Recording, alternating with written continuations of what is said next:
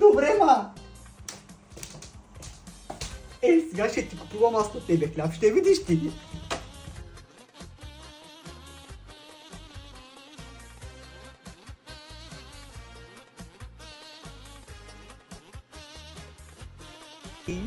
Защо трябваше да се напия аз толкова много? Уж щях да отивам да хващам тая пантера, направо остана навсякъде паприкаш.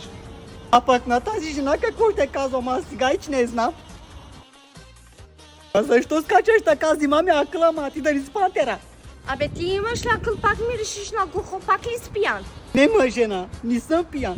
Цялата вина е в пантерата, сега ще те обясня. Нали тръгнах в Шумен да търся тая пантера, пантерата от Шумен, Разград, Белором, сега заминал в Румъния. Аз я гоня, тя бяга. Аз я гоня, тя бяга. А сега вътре, сега ще то правя аз. И хляб не си купил, пантера ми бил.